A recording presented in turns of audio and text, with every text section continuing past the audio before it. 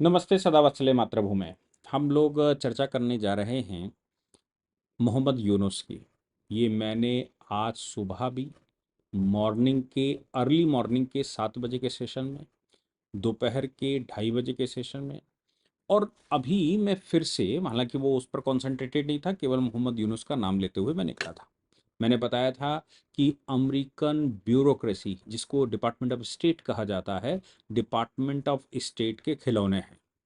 और भारत अब इस समय उनका टारगेट है। कभी उनका टारगेट हुआ करता था यूएसएसआर, क्योंकि उनके सामने शक्ति थी यूएसएसआर। और यूएसएसआर जब तो तोड़ दिया, शीत युद्ध में उन्होंने तोड़ दिया। उनके स्टेट डिपार्टमेंट ने, जिसको हम डीप स्टेट भी कह सकते हैं या स्टेट डिपार्टमेंट कहा जाता है, उसने जब यूएसएसआर को तोड़ दिया तो उसने फिर टारगेट किया चाइना को। लेकिन इस समय मोदी जी की वजह से भारत की जो शक्ति विश्व में बढ़ी है और पूरे संसार में जिस प्रकार से भारत का प्रभाव बढ़ा है, खास तौर से उन विधाओं में जिसके लिए यूएस जिंदा है या यूएसए जिस वजह से जिंदा है, 38 देशों का समूह जिस वजह से अपनी इकोनॉमी चलाता है, वो है हथियार की खरीद फरोख्त। हथियार की खरीद फरोख्त करने के लिए उसको ये माहौल क्रिएट करना पड़ता है संसार में। जब तक संसार के कंट्रियों में इंटरनल डिस्टरबेंस या फिर एक्सटर्नल डिस्टरबेंस या दो कंट्रियों को आपस में खड़े नहीं होंगे, तब तक यूएस के स्टेट डिपार्टमेंट का भला नहीं हो सकता, क्योंकि वो उनको डिफेंस इक्विपमेंट बेचने हैं।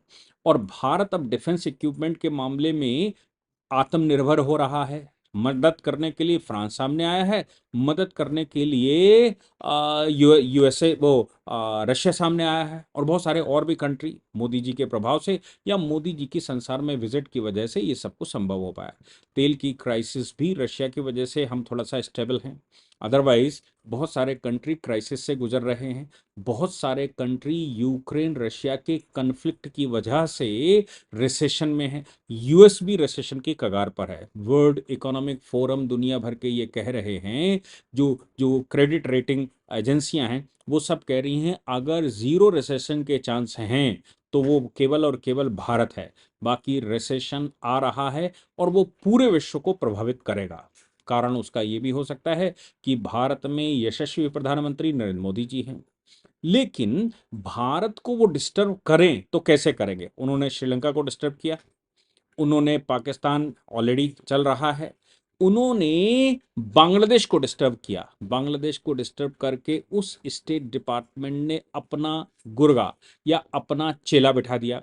ऐसे ही यूएसएसआर जब तोड़ा था तो यूएसएसआर तोड़ने के बाद, चूंकि एसआईटी बना ली सर वहां उन्होंने, तो यूएसएसआर तोड़ने के बाद जो उनका सबसे महत्वपूर्ण कंट्री था वो था आज का यूक्रेन। यूक्रेन को उन्होंने डिस्टर्ब कर दिया था। यूक्रेन में एक व्यक्ति की पीआर, एक कॉमेडियन की पीआर खड़ी करी और कॉमेडियन को इतना बड़ा बड़ा कर खड़ा कर दिया कि कॉमेडियन चुनाव जीत गया। चुनाव जीतने के बाद वो नाटो की तरफ भागा और रशिया ने उसका क्या हाल किया। और मदद करने के लिए नाटो और अमेरिकन फोर्सेस जो भी पीछे से थी, वो सब उसको मदद करने के लिए हामी भर रही थी, मदद कर भी रही थी। लेकिन कॉमेडियन न तो पॉलिटिक्स जानता था, ना ही वर्ल्ड सिनेरियो जानता था, ना ही उसको रशिया की पावर का एहसास था, और ना ही वेस्टर्न कंट्रीज के सपोर्ट लेवल का उसको एहसास था। उसको लगा होगा कॉमेडियन को कि भाई अमेरिका बिल्कुल आकर रशिया के सामने खड़ा हो जाएगा, एटम बम छोड़ देगा। उसको लगा होगा कि नाटो सारा का सारा आकर रशिया से लड़ना शुरू कर देगा। उसको ये एहसास नहीं रहा कि वाकई में जो सिचुएशन है वो दूसरी सिचुएशन है। वहां पर वो हथियारों से मदद कर सकते हैं, वो भी बेच सकते हैं। और वो जिसको बेचते हैं या जिसको मदद के नाम से सामने आते हैं, वो निश्चित तौर पर उसका भरपाई खर्च करते हैं। वो हथियार बेचते हैं, ये उनका काम है। मोहम्मद यूनुस भी उसी स्टेट डिपार्टमेंट का, यानी कि डीप स्टेट का मोहरा बनकर सामने आए। और ये बातें, अगर आप जिस समय हिलेरी क्लिंटन विदेश मंत्री हुआ करती थी, आपको उनकी नजदीकियां खुद दिखाई पड़ेंगी। मोहम्मद यूनुस अपने देश में तो रहते नहीं थे। मोहम्मद यूनुस तो वेस्टर्न प्रोडक्ट ही हैं और जीवन भर वहीं पर रहे। लेकिन जब स्टेट डिपार्टमेंट ने बांग्लादेश के अंदर डिस्टर्बेंस किया या करवाया, पाकिस्तान के आईएसआई के मदद से, और शेख हसीना के विरुद्ध खालिदा जिया के बेटे के सहयोग से, क्योंकि खालिदा जिया करप्शन के मामले में अंदर है। खालिदा जिया के पति ने शेख हसीना के पिता की हत्या कर दी थी। ये वहां चल रहा है। अब ऐसी परिस्थिति में जब शेख हसीना लगभग स्टेबल दिखाई पड़ रही थी और मोदी जी इधर स्टेबल दिखाई पड़ रहे थे, जो बांग्लादेश और हिंदुस्तान का बॉर्डर है, वो बॉर्डर भी हमने लगभग सिक्योर कर लिया था, क्योंकि हमने बॉर्डर को लेकर उनके साथ ट्रीटी कर ली थी, बॉर्डर सेटलमेंट कर लिया था। अभी पिछले हफ्ते ही खबर आई थी कि बांग्लादेश का जो गार्ड है, जो जो गार्ड्स हैं, बांग्लादेश गार्ड्स, उन्होंने हमारे फेंसिंग हो रहे बॉर्डर को आकर रिक्वेस्ट किया कि आप रोक दीजिए। इसकी वार्ता डीजी लेवल की जो वार्ता होगी, उस वार्ता में तय करिए, जबकि वो सेटल्ड बॉर्डर है। हमने उनको ज्यादा इनक्लेव दिए हैं, उनके इनक्लेव हमारे अंदर कम आए हैं, लेकिन फिर भी भारत सरकार ने बॉर्डर सीधा करने के लिए, फेंसिंग पूरी हो जाए, बांग्लादेशी और रोहिंग्या भारत में ना आ पाए, इसके लिए हमने उसको चारों ओर से फेंस किया, एग्रीमेंट भी कर लिया और उसको करना भी शुरू किया। लेकिन इतना बड़ा बॉर्डर, हमारा बहुत बड़ा बॉर्डर, पूरा बांग्लादेश कवर करते हैं, इसलिए उसको करना इतना आसान नहीं है। और उसके लिए भारत सरकार काम कर रही है। वो काम हो रहा था तो उन्होंने रोका। क्यों रोका? क्योंकि जो इनक्लेव भारत को मिले हैं, उन इनक्लेव पर भी वो अभी क्लेम करने लगे हैं, जबकि शेख हसीना उसको सेटल कर गई थी। अब ऐसी परिस्थिति में मोहम्मद यूनुस का पीटीआई के साथ एक इंटरव्यू हुआ। मोहम्मद यूनुस, मैंने जैसे कहा कि जब वहां डिस्टरबेंस हुई तो मोहम्मद यूनुस वहां एडवाइजर कैसे बन गए? वो राष्ट्र को चलाने वाले कैसे बन गए? ना उनको पॉलिटिक्स का अनुभव है, ना उनको मिलिट्री का अनुभव है, ना उनको विदेश नीति का अनुभव है। एक आदमी जो इकोनॉमिक सेक्टर का है, बैंकिंग सेक्टर का है, बैंकिंग सेक्टर का आदमी जो ग्रामीण बैंक का कॉन्सेप्ट लेकर आता है, विदेशों में रहता है, उसको किस अंदाज में, किस प्रकार से और किसने एडवाइजर बना दिया? ये बहुत बड़ा प्रश्न है कि आखिर ऐसा कौन था जिसने बना दिया। क्योंकि बांग्लादेश तो डिस्टर्बेंस में था, बांग्लादेश में पुलिस भागी भागी घूम रही थी, शेख हसीना वहां से इधर आ गई थी, चीफ जस्टिस के खिलाफ वो आंदोलन कर रहे थे। तो आखिर कौन था? आखिर वो कौन सी फोर्सेस थी जिसने राष्ट्रपति को मजबूर किया कि मोहम्मद यूनुस को सत्ता पर बिठा दिया जाए? मैं बता रहा हूं, ये स्टेट डिपार्टमेंट का काम हो सकता है, ये डीप स्टेट्स का काम हो सकता है, ब्यूरोक्रेसी का काम हो सकता है। बिठा दिया मोहम्मद यूनुस को। मोहम्मद यूनुस ने 2-4 दिन आंख दिखाई, फिर इंटरनेशनल ह्यूमन राइट कमीशन वहां घुस गया। जब इंटरनेशनल ह्यूमन राइट कमीशन घुसा तो उन्होंने मोदी जी को समझ में आया कि मोदी जी बचा सकते हैं। दूसरा, भारत के प्रधानमंत्री ने ट्वीट करने के अलावा लाल किले से भी 15 अगस्त को हिंदू माइनॉरिटी के संरक्षण की बात कह दी। मोहम्मद यूनुस ने दूसरे दिन फोन कर लिया, मोदी जी को बताया, भाई बहुत अच्छा चल रहा है। लेकिन आज पीटीआई को दिए इंटरव्यू में मोहम्मद यूनुस ने सीधी सीधी भारत को धमकी दे दी, सीधी धमकी। मतलब कोई लाग लपेट नहीं। क्या बातें हुई? शेख हसीना को आपने रखा, इस बात पर उन्होंने इंटरव्यू में बात की। शेख हसीना वहां क्या कर रही हैं, इस बात पर बात की। शेख हसीना को भारत संरक्षण दिए हुए है, इस बात पर उन्होंने बात की। भारत पड़ोसी देश है और भारत की मान्यता दूसरी है। भारत भारत बांग्लादेश को अफगानिस्तान की तरह इस्लामिस्ट कंट्री मानकर चलता है। बिना शेख हसीना के वो सरवाइव नहीं कर सकता। इससे भारत को दूर आना चाहिए। भारत में छुपी बांग्लादेश की पूर्व प्रधानमंत्री, मैं इलेक्टेड प्रधानमंत्री अभी भी वही हैं, पूर्व प्रधानमंत्री जिन्होंने रिजिग्नेशन जिनसे दिलवा दिया गया आनंद फानन में, वो चाहती तो ऐसे भी आ सकती है। रिजिग्नेशन दिलवाने वाले कौन लोग थे जिन्होंने वहां इस्तीफा दिलवाया? भाई उनको अगर चाहते तो सेना सीधी भारत में भेज सकती थी, भारत में उनका संरक्षण हो सकता था, वो प्रधानमंत्री के नाते रह सकती थी और प्रधानमंत्री के नाते इंस्ट्रक्शन भी दे सकती थी। आखिर वो कौन लोग थे जिन्होंने शेख हसीना से इस्तीफा दिलवाया था? अब शेख हसीना का ओपन ट्रायल चलाने के लिए ये श्रीमान जी सामने आए हैं, मोहम्मद यूनुस, और धमकियां भी दे रहे हैं, सीधी धमकी दे रहे हैं। हम बात करना चाहेंगे क्या क्या उन्होंने बात कही। पहली बात कही कि शेख हसीना यहां से नॉर्मल कोर्स में नहीं गई थी। शेख हसीना यहां से अनरेस्ट में भाग कर गई थी, भाग कर गई, भारत ने उनको शरण दी। भारत ने शरण दी है, तो शेख हसीना ने अभी पीछे 13 अगस्त को शेख हसीना का एक स्टेटमेंट आया था, पहली बार वो बोली थी और शेख हसीना ने ये कहा था कि भाई ये लोग जिन्होंने ये प्रधानमंत्री हाउस पर हमला कर दिया, जिन लोगों ने अनरेस्ट किया है, मोहम्मद यूनुस की सरकार से अपेक्षा की जाती है कि वो इन्वेस्टिगेशन बिठाएंगे और इंसाफ करेंगे, जस्टिस करेंगे, ये बात पता करेंगे कि आखिर इसके पीछे का खेल क्या है और कौन लोग इसमें शामिल हैं। ये बात बांग्लादेश की, चूंकि प्रधानमंत्री थी, ऐसा नहीं है, इलेक्टेड प्रधानमंत्री थी और लंबे समय से प्रधानमंत्री थी, पूरी मशीनरी और बांग्लादेश के लोग उनके साथ खड़े होंगे। वो अलग बात है कि 10-20 लाख लोग रोड पर उतर आए या 10-20 हजार लोग रोड पर उतर आए और वहां सिक्योरिटी लैप्स हो जाए, सिक्योरिटी लैप्स होकर वो प्रधानमंत्री हाउस में लोग घुस जाएं और उनसे इस्तीफा दिलवाकर उनको बांग्लादेश से बाहर भेज दिया जाए। ये बहुत सारे विषय हैं।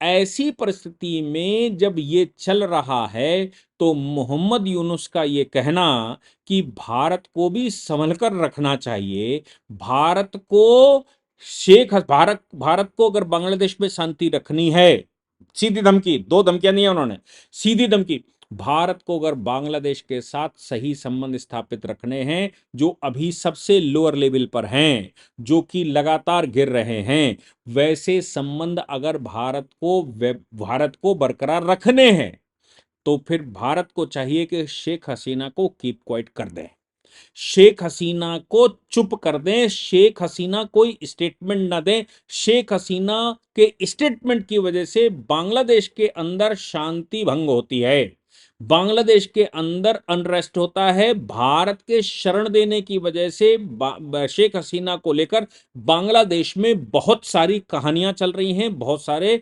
बातें चल रही हैं, बहुत सारी थ्योरियां चल रही हैं और बहुत सारी चीजें चल रही हैं। इसलिए भारत अगर वाकई में बांग्लादेश के साथ हित देखता है, बताओ, 1,48,000 किलोमीटर का है बांग्लादेश, यानी कि भारत के एक राज्य के बराबर भी नहीं है, भारत के एक राज्य के बराबर नहीं। बांग्लादेश अगर भारत में होता तो बंगाल, जो जो आज जिसको वेस्ट बंगाल कहते हैं, उतना ही लगभग बड़ा है। लेकिन भाई देश है तो देश के नाते, और मोहम्मद यूनुस चूंकि जेलेस्की की तरह प्लांट किए गए हैं और वो डीप स्टेट के पार्ट हैं या स्टेट डिपार्टमेंट के पार्ट हैं, इसलिए उनको ये बुद्धि नहीं कि वो किसके लिए कह रहे हैं, उनको ये अंदाजा ही नहीं है कि बांग्लादेश के अंदर 1.5 लाख स्क्वायर किलोमीटर के 1,48,000 स्क्वायर किलोमीटर का बांग्लादेश, उसमें भी वो पहाड़ी एरिया, उसमें भी जंगल एरिया, उसमें भी ये नदी नालों का एरिया और समुद्री एरिया, कितना क्षेत्र बचा होगा रहने के लिए।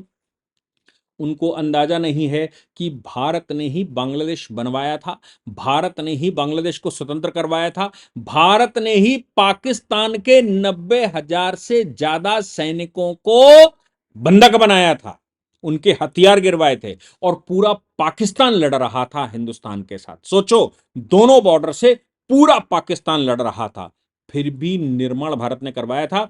तब पाकिस्तान का मतलब 11 लाख स्क्वायर किलोमीटर, 12 लाख जम्मू कश्मीर का जो उनका कब्जा किया हुआ क्षेत्र है, उसको मिलाकर 12 लाख स्क्वायर किलोमीटर, और उनके पास सशक्त सेना। तब बांग्लादेश का निर्माण हुआ था। यह अंदाजा बांग्लादेश के अब के जो संरक्षक हैं मोहम्मद यूनुस को है नहीं। उन्होंने दूसरी धमकी दे डाली। एक तो धमकी ये दी कि शेख हसीना को चुपचाप रखो, तुम्हारे पास रखी हुई है। दूसरी, शेख हसीना को तो सीधा बोले ही कि अगर तुम सही चाहती हो तो जब तक तुम्हारा एक्स्ट्राडिशन ना हो जाए, जब तक तुम्हारा प्रत्यर्पण ना हो जाए, तब तक शांति बैठो। और भारत से कहा कि तुमको शांति रखनी पड़ेगी, उनको शांत रखिए, हम एक्स्ट्राडिशन मांगेंगे, हमको दे दीजिए। जैसे भारत उनको एक्स्ट्राडिशन में देने के लिए तैयार बैठा कि जाइए और फांसी लगा दीजिए। वो कहते हैं कि ओपन ट्रायल चलवाएंगे हम, इस्लामिक तरीके से ओपन ट्रायल चलता ना, पत्थर मार के, छिप उस पर लटका के, उनके ऊपर कुछ और इस तरह के हथगंडे अपना के, कपड़े उतार कर और रोड पर और दीवार में बांध कर, पेड़ पर बांध कर, महिलाओं को भी, चूंकि वो तो पुराना वाला सिस्टम है ना, इस्लामिक सिस्टम, तो उनको वो महिलाओं को मारना पीटना ये सब उनके यहाँ अलाउड है।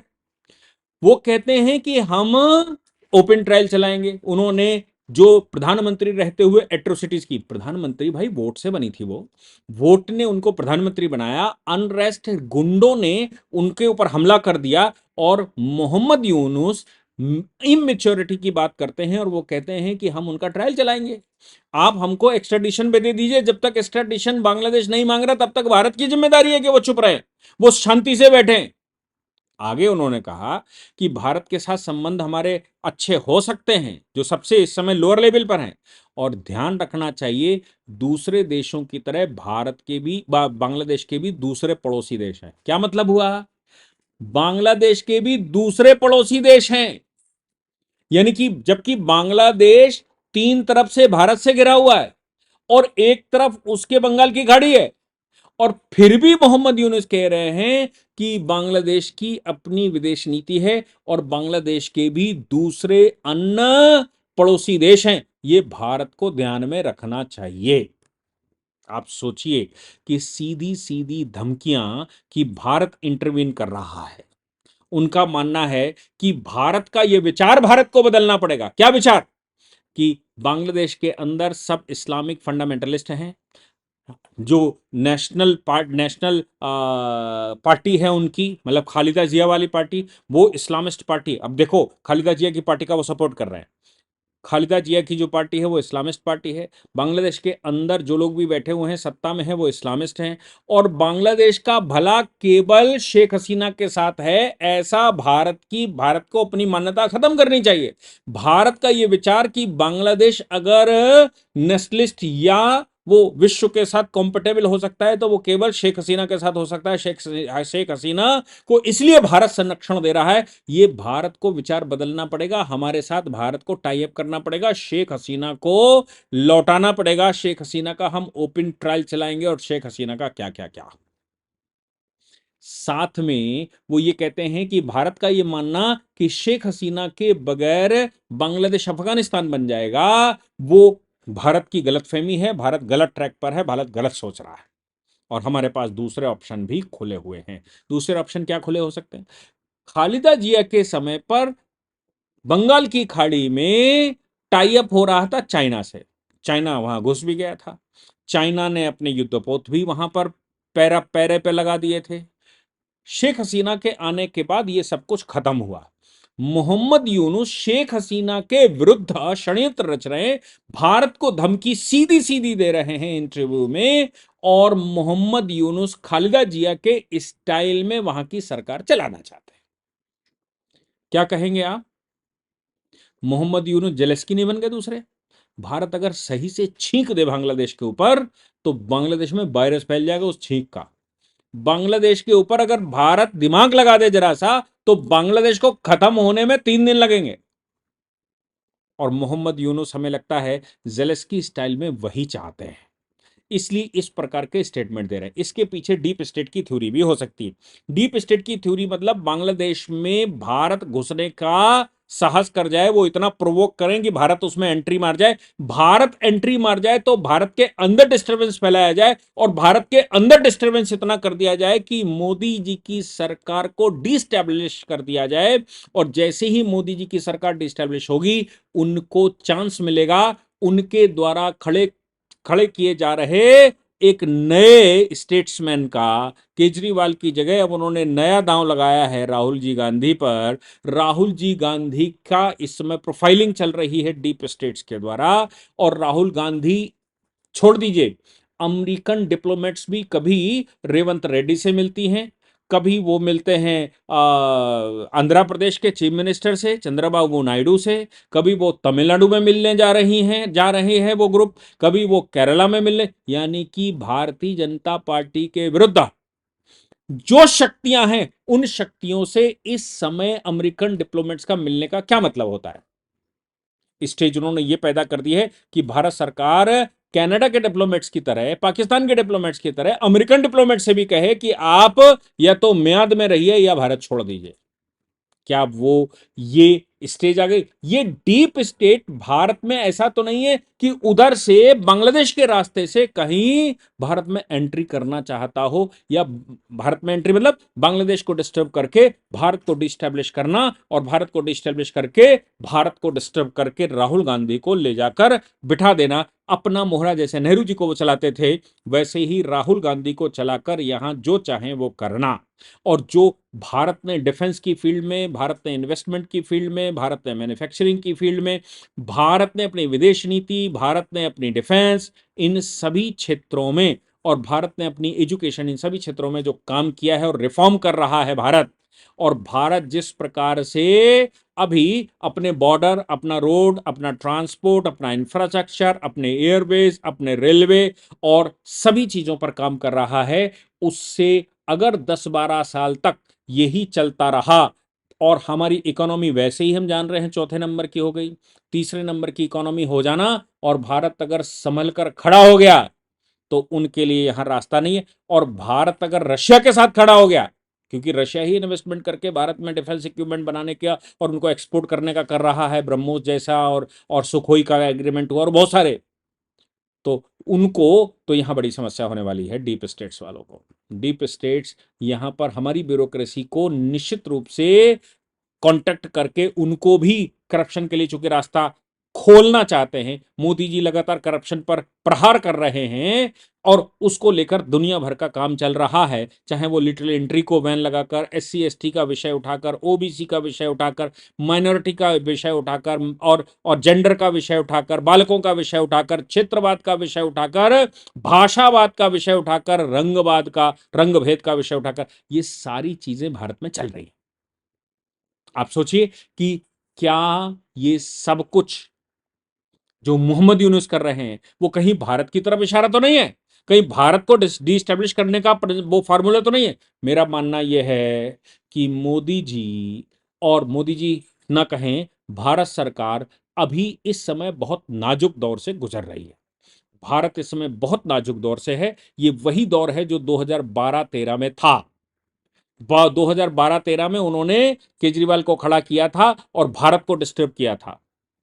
अब वो उसी तरह का एक्सपेरिमेंट, चूंकि मोदी जी आ गए थे तो भारत एक तरह से चल दिया था, और इतनी बड़ी आंधी थी वो 2014 की कि वो सब शांत बैठ गए। लेकिन अब उनको लगता है कि मोदी जी के 15 पूरे होने से पहले उसी तरह का डिस्टर्बेंस भारत में किया जा सकता है, इसलिए पूरी प्लानिंग के साथ यहां काम चल रहा है। अब ये आप पर डिपेंड करता है कि, ये हम पर डिपेंड करता है कि हम कितनी समझदारी के साथ उनकी इस टूल किट को, उनके इस सिस्टम को, उनकी इस चाल को विफल करें।